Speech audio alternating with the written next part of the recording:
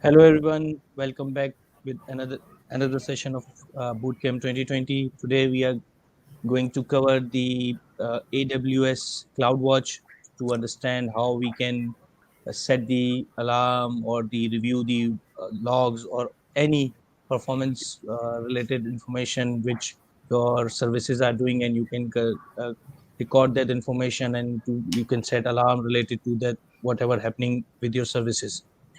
So, Sajja, do you want to add anything? I just wanted to start off by saying that we have to understand something. Cloud and especially serverless. Serverless computing is basically an event-driven system. Now imagine millions of events are going from one system to another system. And if you're not able to observe it, okay, what is happening, how are you going to know whether the application is running or there's some bug? Or therefore, observability has become a very big part of serverless computing as well as cloud computing. And a lot of companies are coming in the market with different products to help developers monitor and observe different parts of their systems. What we are going to do is ask Huma to give a CloudWatch is built into the system, into AWS, and Huma will give an introduction to it, and then we'll move to Varis and he will give a detailed description. Okay, sir.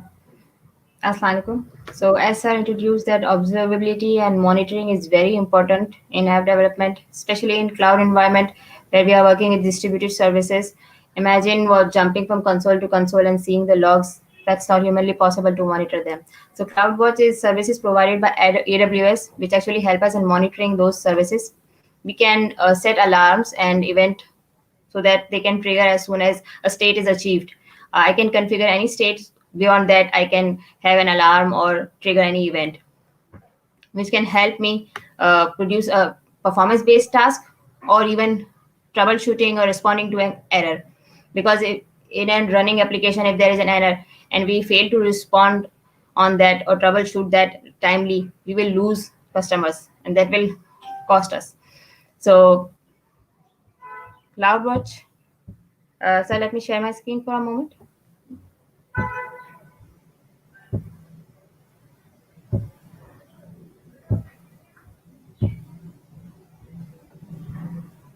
Okay.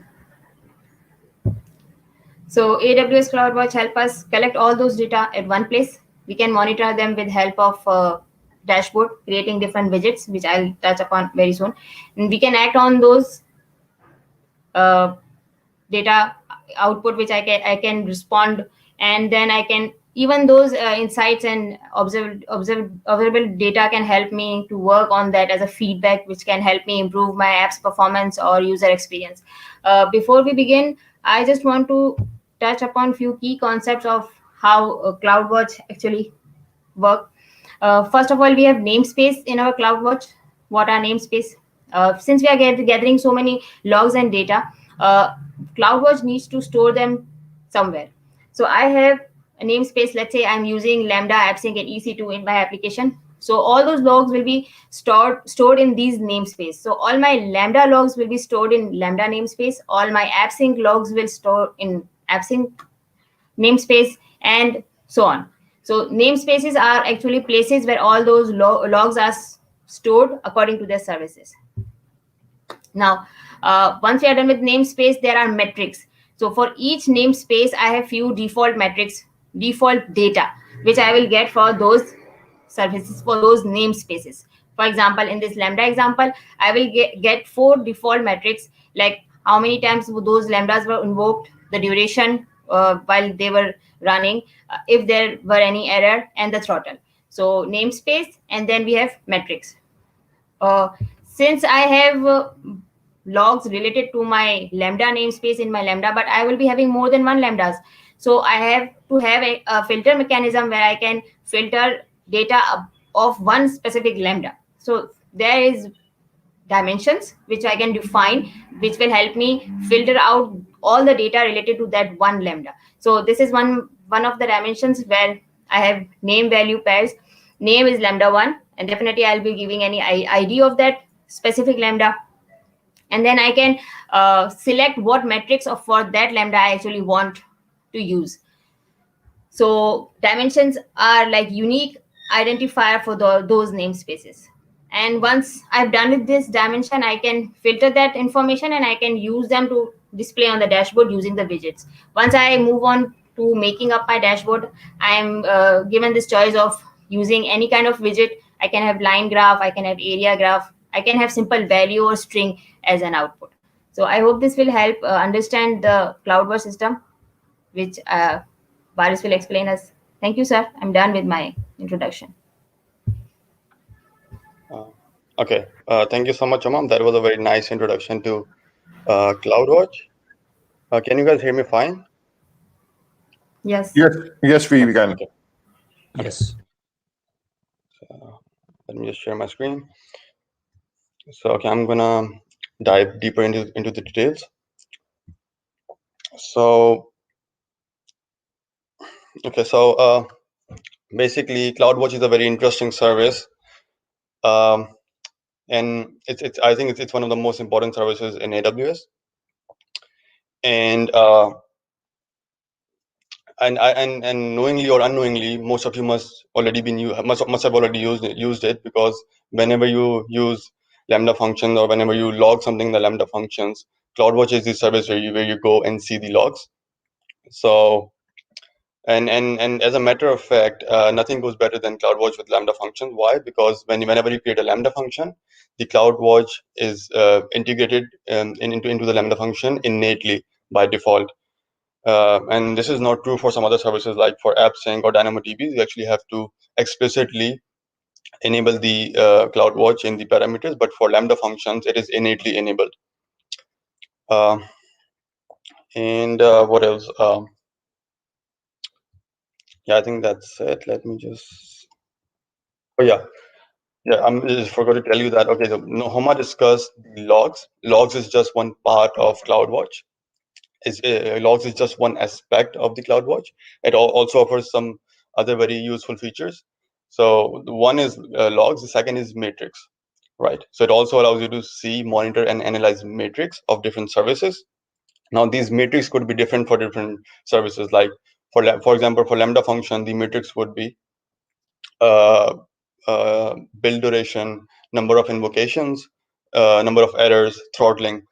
So so these matrix are would be different for different services. I've just told you a few examples of I've just told you a few examples of matrix of Lambda functions.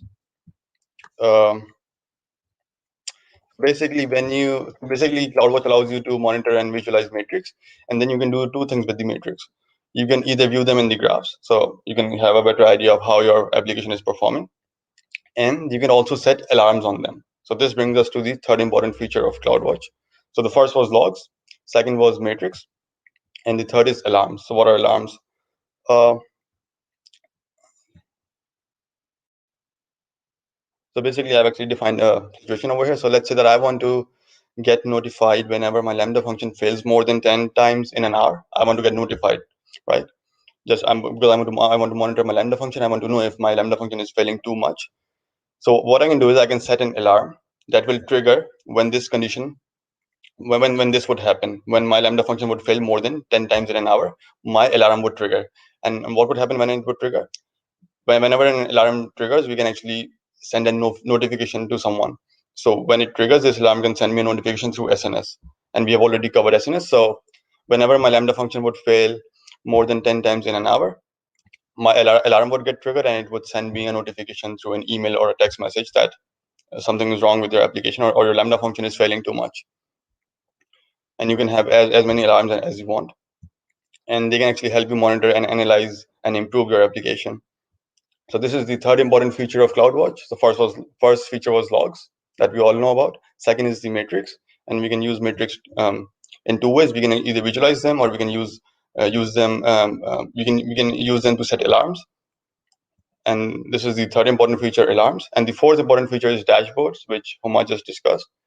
Dashboards are just like a more structured way of displaying matrix. So they can help you display metrics in a more meaningful manner. So first of all, I'm going to show you how to do all of this in the console, because you cannot do everything from CDK. Most of the stuff in CloudWatch can be done from SDK, but not from CDK. So let me first show you how to do these things from the console, and then I'll move to the coding.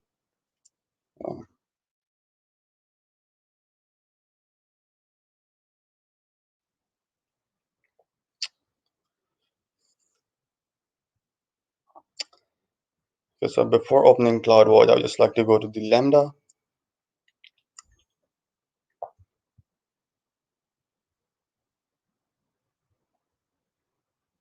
So I've just made a test function. And so if I go to monitoring and I go to logs, so you can see it's written already, view logs in CloudWatch. No longer in the Lambda environment, you're going to the CloudWatch console, right?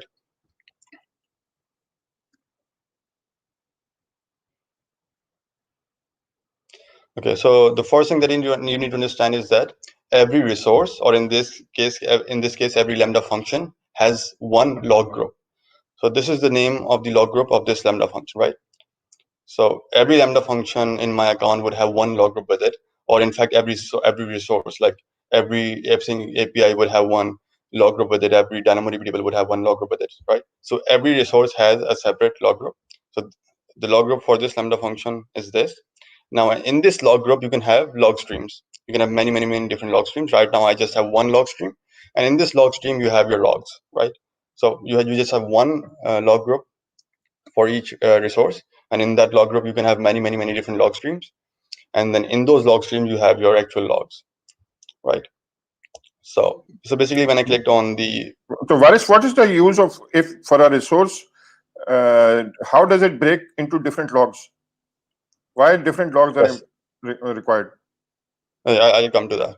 So basically, log groups basically you can identify that which log group you can actually identify resources from the log group. I'll come to that. So this is the console of your CloudWatch. So let's start with the logs first. So you can see you have alarms, you have matrix, you have events, you have different things, a lot of different things. Let's start with logs. So if I click over here and I click on the log groups, this actually shows me the log groups of my entire account, right? So let's say I want to get logs from my test Lambda function that I just showed you. How would I find it? I would find it by searching for the log group of my Lambda function. Right. Test Lambda. Basically, this identifies my resource. So do you get it? Like, to find the logs of my particular Lambda function. No, I would got have it. to go to the, well, I was going beyond that. That why are there so many logs in a particular log group? Let's move to that log group and then we'll see. Oh, okay.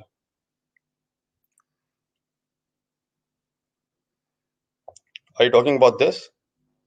Yeah, I'm saying you just that I can understand for each Lambda there is a one log group. Yep. But in each log group, you mentioned that there were many logs. Yeah. Many streams. Many there are streams. many log streams. Yeah.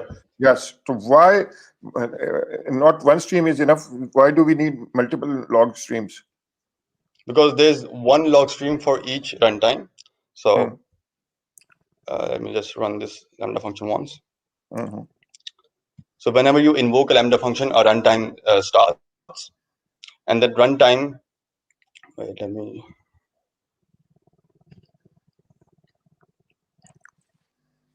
So you can see now I've got another log stream. Why? Because the Lambda function that I just invoked was running in another runtime.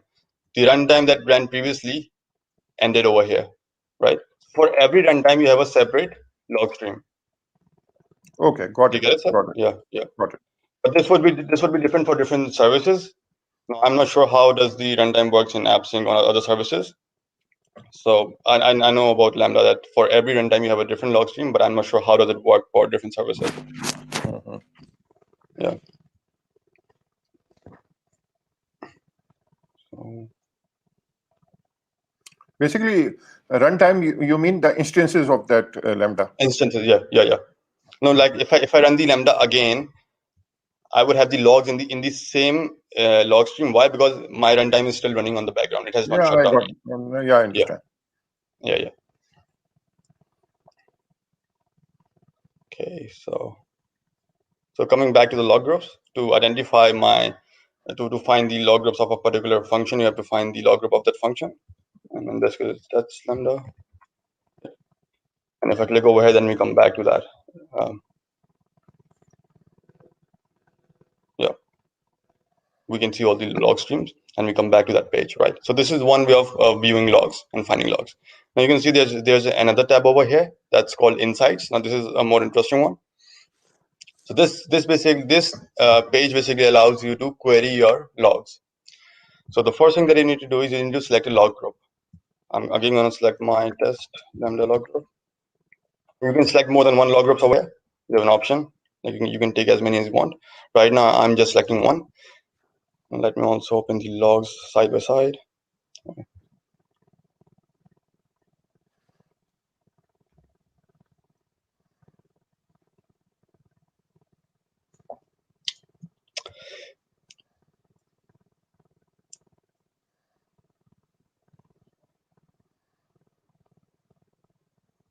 So let's just delete this for now.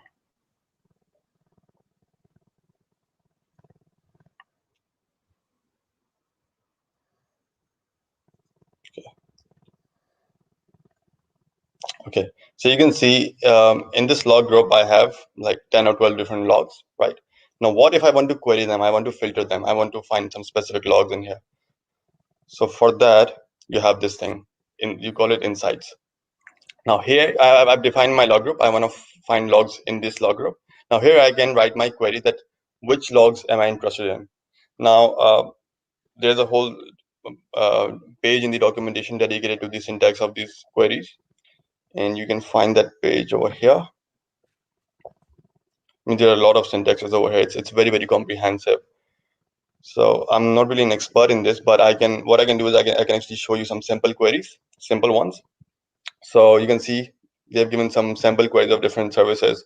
I want to go into Lambda, and in the Lambda they have given us 3 different examples. So I think, yeah, let's go with this one. So if I click apply, this thing gets copied over here. Now let's understand this line by line what's happening. This will give you a good idea that how to use them. So what I'm saying, first of all, I'm saying I'm only interested in the report type of log. So here I've defined my type. I'm saying first of all, filter all the logs. I'm only interested in the type. I'm only interested in a certain type of logs. And which type of logs? I'm only interested in the report logs. Now if I go to the logs over here, you can see I have different types of logs over here. This is the start log. You can see over here. This is the end log. This is the report log. This is what I'm interested in. This is what I've defined over here. I'm saying I've written report over here. Right, so I have like 1 report log, I have 2 report logs, I have like 3 report logs in here. So I'm only interested in those. Okay. So this is the first thing I've defined. The second thing I'm saying is that, so if I open the report log, you can see it has many different fields. It has a request ID, it has duration, it has build duration, it has memory size. So in the second line, I'm saying that I'm not interested in all the fields that are found in the report log. I'm only interested in these 2 fields, which are request ID and build duration. So I'm only interested in the request ID, which is over here, and the build duration. I don't really care about all the other fields. So here we have applied a filter on the type of the report. Here we have then in that type here we have applied a filter on the fields of that log. And then we are saying we want the results sorted by build duration in the descending order. So let's see. So let's run this. So we're only going to get the report logs, and in those logs we will only have these 2 fields. We don't want the other ones, and then our results would be sorted by build duration in this descending order. Let's run this query. Let's see what happens. Oh, I've actually should increase the hours. This is like the time span. So I've got 2 records. I think the first invocation I made it yesterday. I'm not sure. Yeah, I think we should have been getting 3 records because we have 3 report over here. So let's see which ones are we getting. So build duration 47. You're getting 47.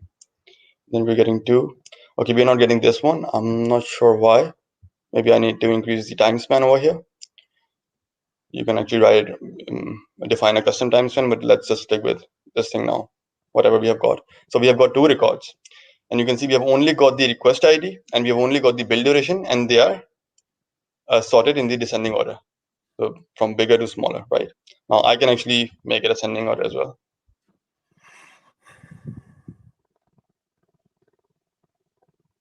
So you can see the order change, and then I can choose to remove this field as well. Now I will only get the build duration. Yeah, so you can see I'm not getting the other field now, the request ID, I'm not getting it. So this is how you can actually query your logs. You can actually write some very, very complex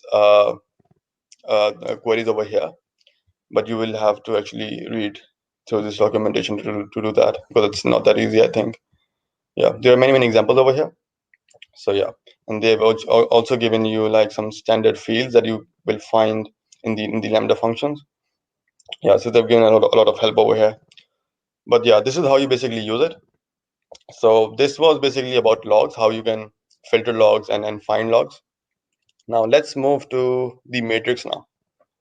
Okay, so yeah, let's move to matrix. So here we can visualize matrix in a graphical manner. So first of all, it's asking me that what kind of matrix do you want to see. So I'm interested in lambda functions. So you can see it's saying that I can actually show you. Let me zoom in. It's saying that I can actually show you 4 different kinds of matrix: the duration, errors, invocations, throttles. Or if you want to see all of them, then let's choose all lambda function matrix. It will show me all the matrix. So let's just choose that. And then from like matrix of which lambda function do you want to see? So I'm gonna see test lambda. So I'm filtering by function name, and what name? Test lambda. I think you can also filter by ARN. Yeah, you can also filter it by ARN, but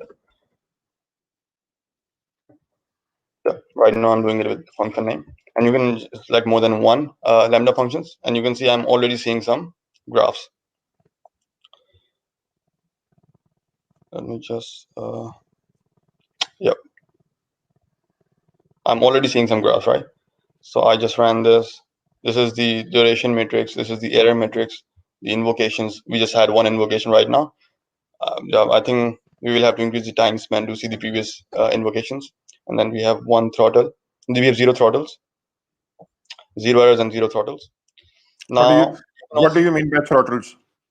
the throttle basically means that if you run too many instances of lambda function, then it throttles. Like it cannot run more. Like if you have set the concurrency limit to be 100, and if you run lambda functions, if you run 101 instances of lambda function, then it throttles. It cannot run more than 100 lambda functions at an instance. Yeah. So then you can also see an average. Right now we only have one value, so the average would be the same. And then you can also change the period of that average, like what would be the period of that average. Yeah, so you can do all sorts of stuff over here. So you can see I increase the period. Yeah, it just increased the range of the x-axis. Yeah, you can play around with it. And yeah, you can set the legend. Yeah, you can do all sorts of stuff over here, but there's only one problem that that if I like go back over here and then I come back over here, then everything would be lost. And this is not like, this would be like very troublesome if you have to see your matrix again and again. If you want to, yeah, if you're planning to monitor your application again and again, then this would be very troublesome to set all the parameters again and again. So a better way is to create a dashboard, right? So Homa also talked about this. So this is the third important feature of CloudWatch. It allows you to create dashboards. So let's see what does it do. So click on the create dashboard. Yes. Create dashboard. Now you can see it actually gives you an option to select from a number of graphs. So I'm going to choose line graph for now. And then you can create, so basically in dashboard, you create different graphs. So it's asking you, what do you want to create graph from? Do you want to create it from matrix, or do you want to get some information from the logs? So let's choose matrix for now. And then it's asking me which service. So I'm going to choose Lambda. I'm going to select function by name. So you can see my test Lambda has 4 or 5 different metrics. So let's just select all of them. So right now we're just creating one widget in the dashboard. You can create as many graphs as you want. Each graph is called a widget, and in the same graph I'm adding all the metrics. Then you can have a different graph for each metric as well. You can see you've added all the metrics in just one graph and create widget. Now this will remain here forever, no matter if I go here, if I come back, it doesn't matter because this configuration has been saved, right? And I think you can update it as well, and you can create as many widgets as you want, and you can have like an entire monitoring system for your application over here. Okay, so let me just delete this for now.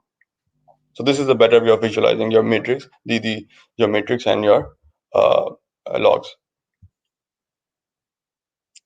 Now the fourth thing is the alarms. This is also very important. So let's create an alarm. So as I told you, you always set alarms on matrix.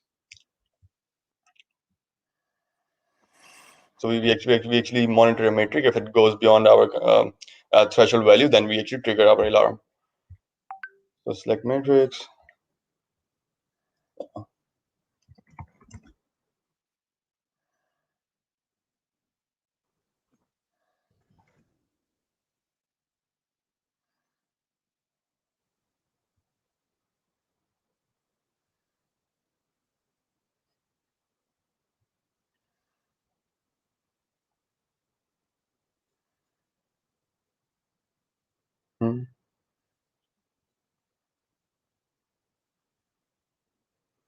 It's just I can't actually click. I'm not sure why I cannot click over here. It's weird.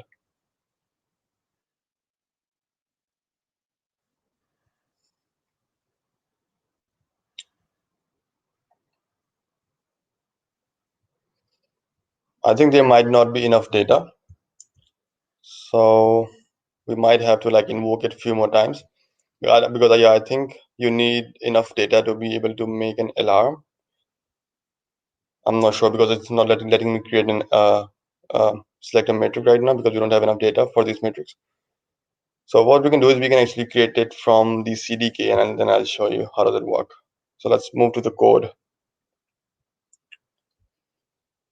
Okay, so let's start with matrix.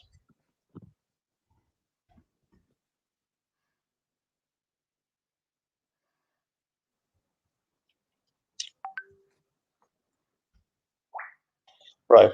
So in this example, we are going to create a Lambda function and then set a trigger on the matrix of that Lambda function, and then we'll see how does it work. And then once that trigger, and then we'll try to trigger that alarm, and then when that alarm would be triggered, we will send an email to my email address. So let's see how does it work. So first of all, we will create a Lambda function because we need some matrix, because we need as a resource to set an alarm on. So we have just created a simple Lambda function. It is doing nothing. It is just logging the event. And then we need to initialize our matrix, right? Let me just open documentation as well.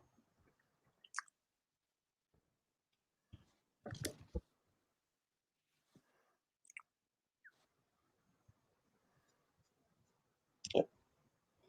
So after creating the Lambda function, we are initializing our matrix. And CDK has given us a very simple function to initialize our matrix, like some metric, a function, and you press dot, and then you will get the entire list of metrics that you can define. So there are only 4 metrics available for Lambda function, and they've given a function to initialize each metric. But for some services, you may not have these user-friendly functions implemented in CDK yet. So in that case, they have actually given this method to define it. Like if you don't have this user-friendly function available for a particular metric, then you can also initialize it like this. So they were saying that for like Route 53, we did not have a function to initialize a metric for DNS queries. So you can create a new metric like this. But I think in the future updates they would actually include all the they would include functions for all the metrics. So what we have done over here is that we have actually defined 3 metrics right now. We have defined a matrix for errors, for invocations, and for throttle, right? Now what we can do is we can actually just set an alarm on either one of these metrics, but we have done something a little more complicated over here. What we have done is we are actually trying to use these metrics together to get some more meaningful information. So you can see, first of all, what I'm trying to do is I'm trying to find out all the possible problems that can occur with my Lambda function. So one problem can be the errors, and the second problem can be the throttling. Like if we are getting more invocations than our concurrency limit, then that is throttling. So we can have 2 possible problems in our Lambda function right now. So what I want to do is I want to combine them together and get a combined figure of them. So to combine your matrix, you can use a math expression. So to do that, you can import the CloudWatch library, and you can write CloudWatch math expression, and then you can just combine or define your matrix in a mathematical expression in a string like this, right? So this is just a string right now, right? We haven't referenced these matrix over here. It's just a string. But in this string, this is a variable and this is another variable, and we need to refer these matrix and these variables. And how do we do that? To do that, you actually define this parameter using matrix, and then copy this name over here. Copy the name of this variable over here, and I'm saying that in this variable I want this thing, the errors thing. So this thing goes over here now in this mathematical expression, and in the throttles I want to add this thing over here. So this gets referenced over here, and this gets referenced over here. And what is this expression doing? It's adding them together. So in this variable, I would have another metric that would be the sum of throttle and errors, and therefore this metric would give me an idea of all the problems that my Lambda function can have, right? So first of all, we did this. We joined two simple metrics together to get a more meaningful information, to get all the possible problems, right? And then we have created another math expression. And what this math expression is doing, it is giving us the problem percentage, the percentage of the problem. Like, so the formula would be problems over number of invocations into 100. So this would give us the percentage of the problems of our Lambda function, right? So again, this is a mathematical expression, and you can assume that this is a variable, problem is a variable, and invocation is a variable. And we have already calculated all the possible problems over here, so we can just reference this all problems over here in this variable. And invocations come from here, the third metric that we define, right? And when these values would go over there, would go in this equation, it would give us the percentage of problems that occur in our Lambda function. So you can see how we used very simple metrics and combine them to get some more meaningful information. Now we have the percentage of the problems that can occur in our Lambda function, right? And then you can also define the period. Like I'm calculating the problem percentage every minute. You can also change it to 5 minutes or 10 minutes or whatever. So now we have some meaningful information. Now we can set an alarm on this thing as well. Now you can say that we have made a new metric by joining some simple matrix. Now I'll come to this later. Now let's discuss this. Now we will create a new alarm. Now CloudWatch.alarm, very simple. And then we have to tell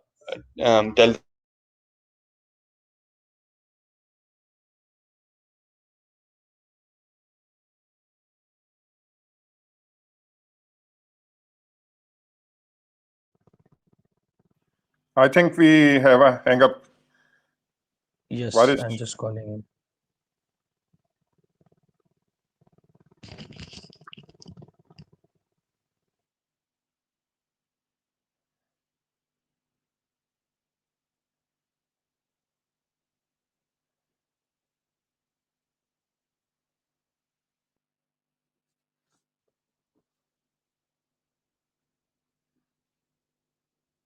He's joining.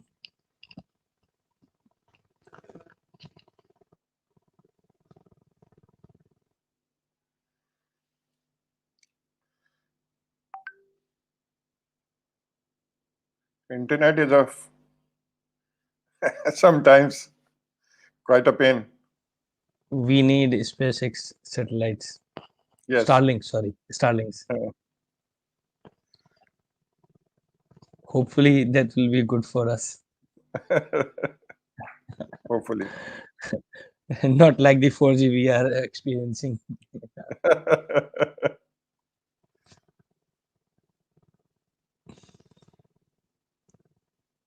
Actually, Zeeshan, you get what you Yes. pay for. Yes. But even if you pay too much, even then the after sales Yeah. service or customer experience is not good enough. Yes, Even you, yes. Everybody hates their cable utility providers, cable and DSL and everything. Yes, sorry, I got disconnected. actu-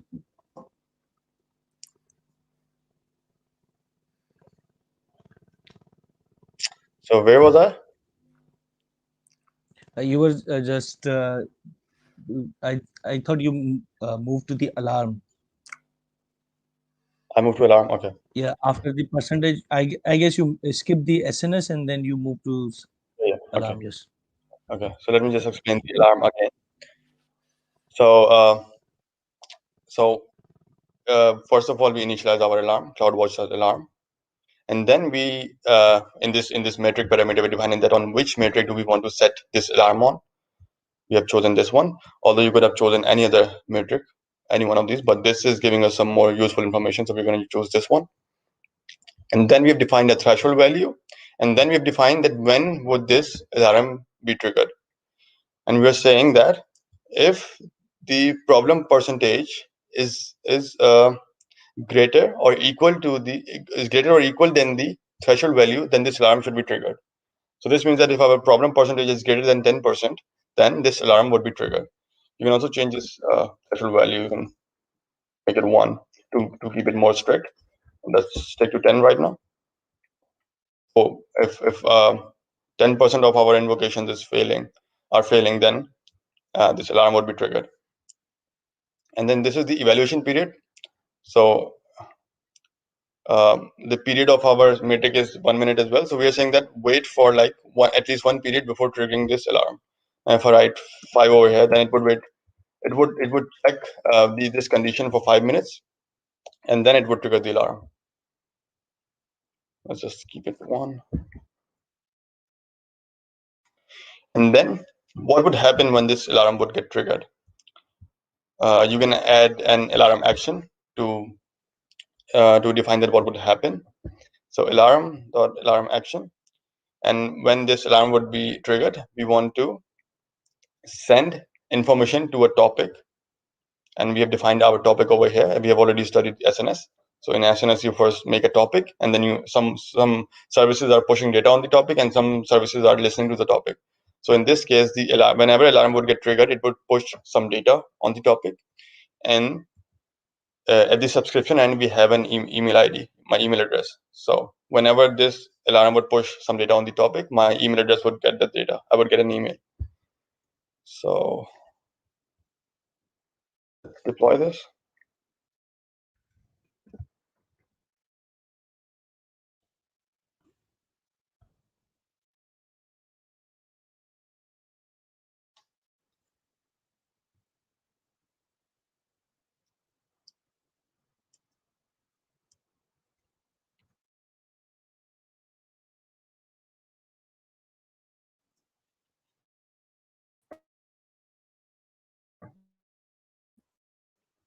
Yeah, I think it would be really hard to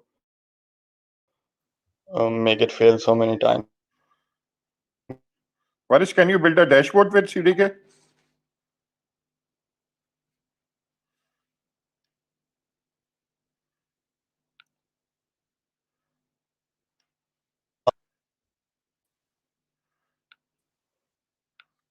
I think we are having us.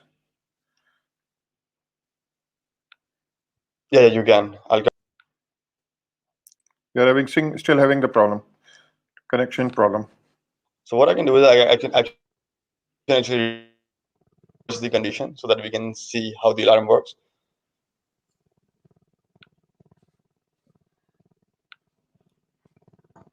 Less than condition I number, guess your screen. so that we can see how does the alarm work. What is we are seeing your Sorry. Visual Studio screen, not the dashboard. Your screen was stuck.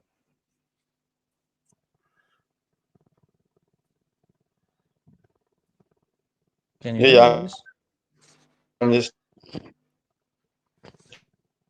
deploying it right now. Dashboard, right? Yet. Okay. Okay. Your voice is also stucking too much. It's quite lag in your voice. Oh,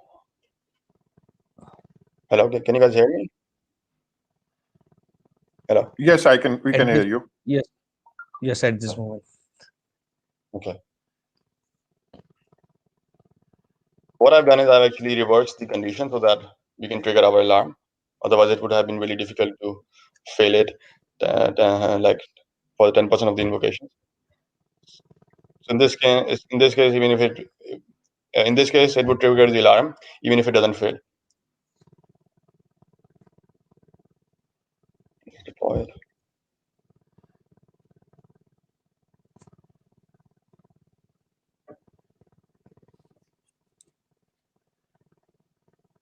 Yes, understand.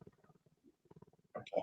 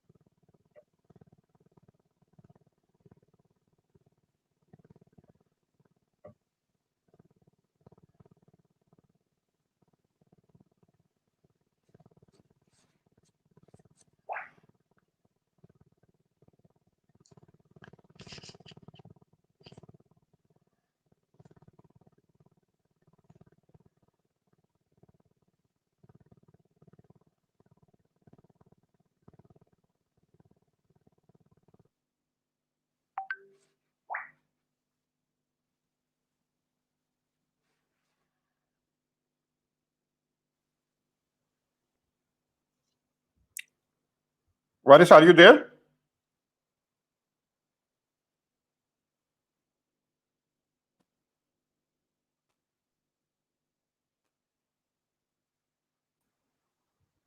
Varis, are you there? I think Zeeshan. Yeah. Yeah. He's there. His video is also moving. Yeah, I'm here.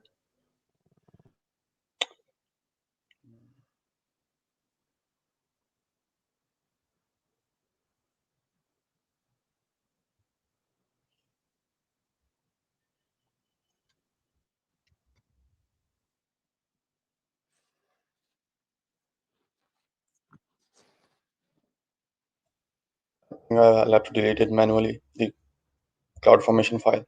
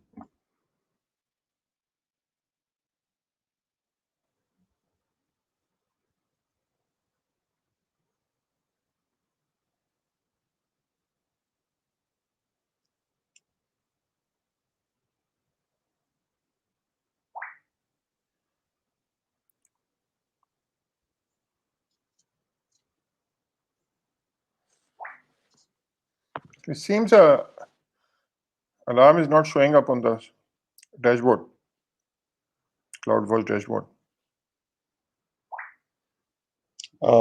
Yeah, because I got an error while deploying it. I'm deploying it.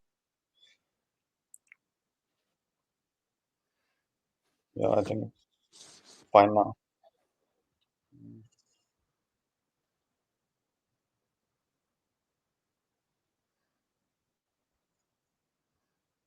Okay, so yeah, we have one alarm, but it says insufficient data.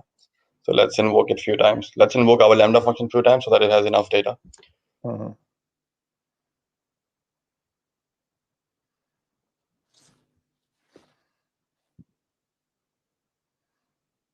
And another thing that happened was that I had to subscribe my email to SNS. So I'll do that as well.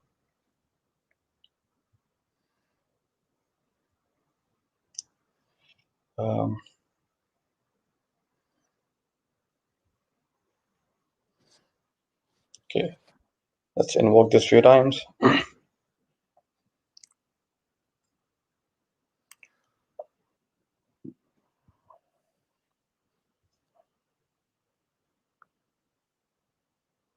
Oh, what?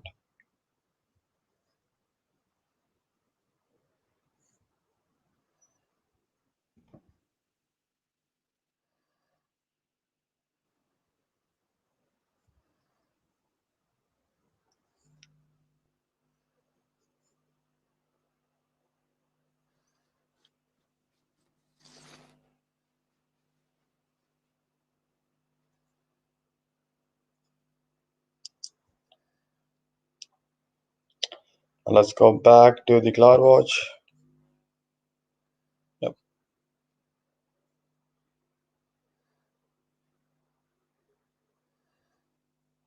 I think it will take like a few seconds for it to get the data.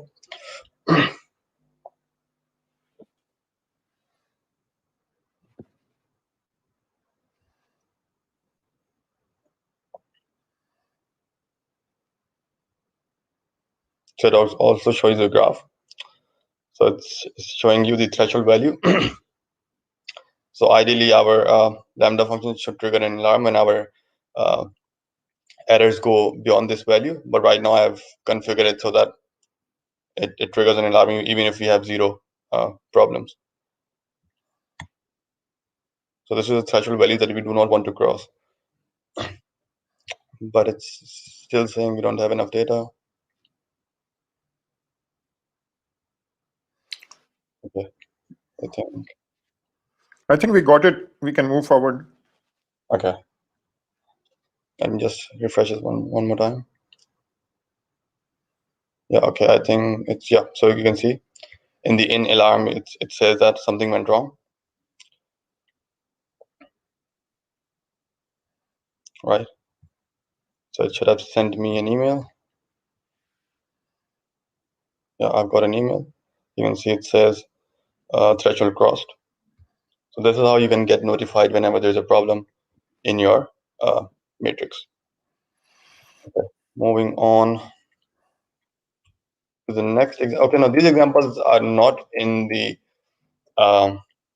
in our repository because although everything is covered in the repository, but those examples are quite complex because at that time we did not have a lot of documentation. So I'll try to put these examples in the repository as well.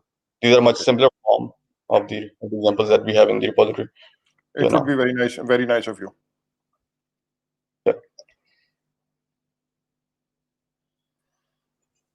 Now in this example, this is the second example. In this example, we're going to see how to create a dashboard from CDK, like the one that I showed you in the console, where we can have many different graphs or widgets. Now again, we would create a Lambda function because we need some metrics to show in the dashboard.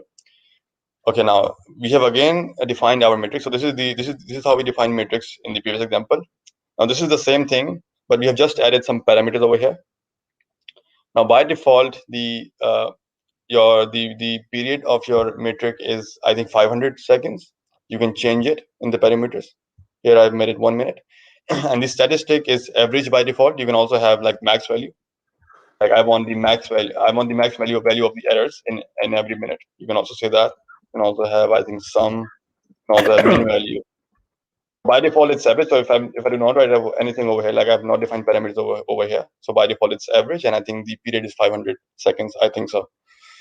So here we have defined two matrix for this lambda function, and then we have created a dashboard, right? So CloudWatch.dashboard. We have only created a dashboard over here, but we have not added any widgets yet. Widgets are the graphs that I showed you. Now in this dashboard, I want to add some widgets. So first, let's create a widget. So here I'm creating a widget. I'm creating a graph widget. Now, if I just quickly go to the documentation.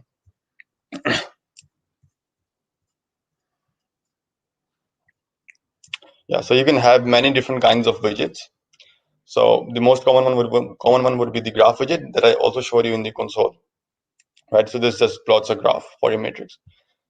So another kind would be alarm widget. So you can also show the graph that I showed you for alarm with a threshold line. You can also show that in the dashboard.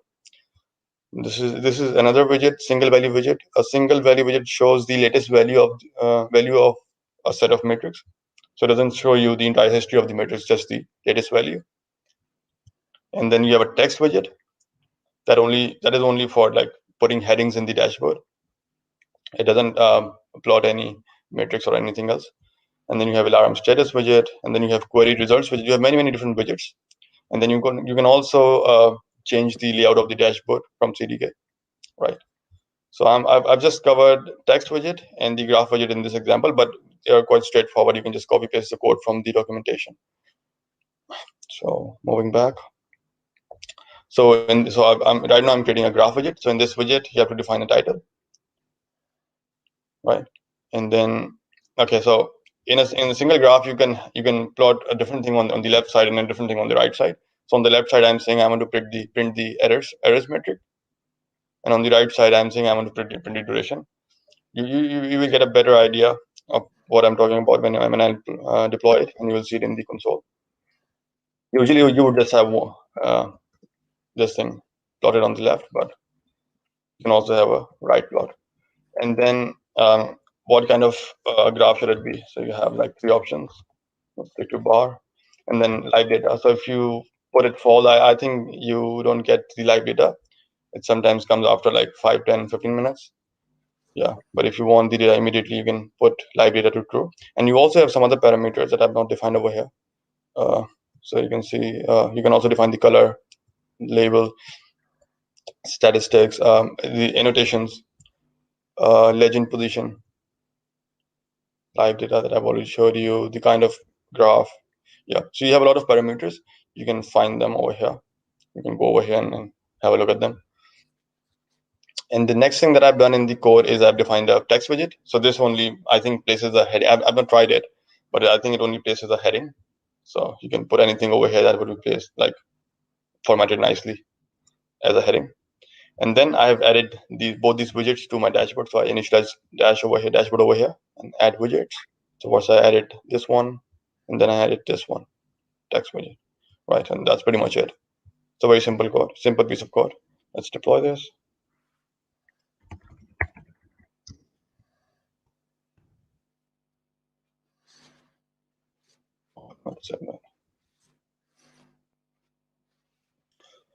So in a big application, you would have like many different graphs, and you would have many different alarms that will help you monitor your application. And I think you can also export your dashboard to third-party services. I think I read it somewhere. I haven't tried it, but if you want to show your dashboard in some other in some other service, like a third-party service.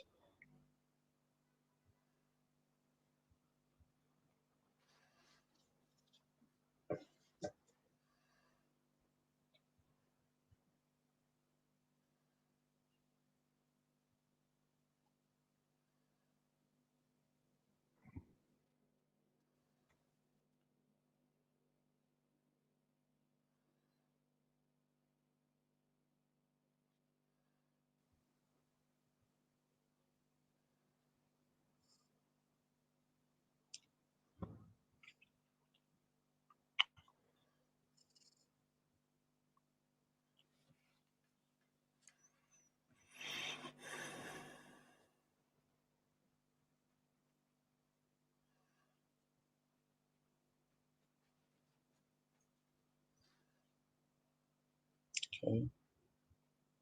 This is our function.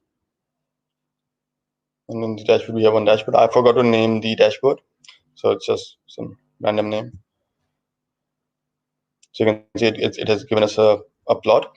Right now we haven't run our Lambda function because that's why we don't have anything over here. But you can see we have an error graph on the left and the duration graph on the right. So you actually make these graphs to compare two values together if you want to. So if I remove if I remove this thing from here, then we will just have errors graph over here. Let me just quickly run the Lambda function once.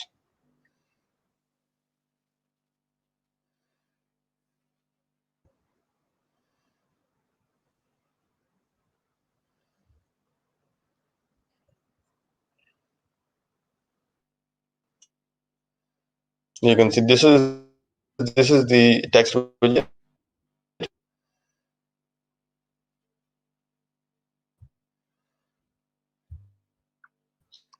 So Varish, I think you are Breaking again. and that's what Varis, you were breaking again. the voice is breaking.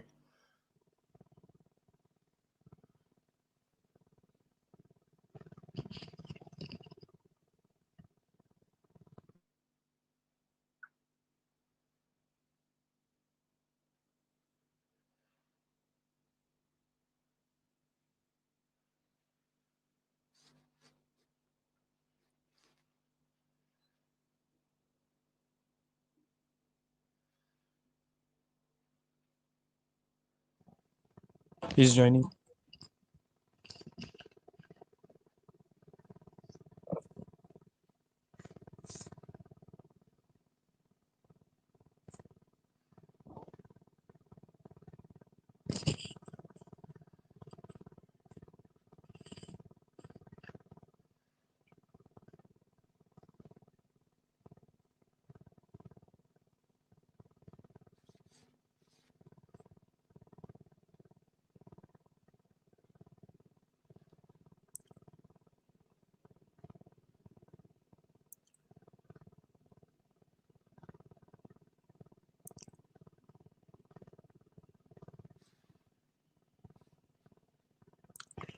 Some internet issue today.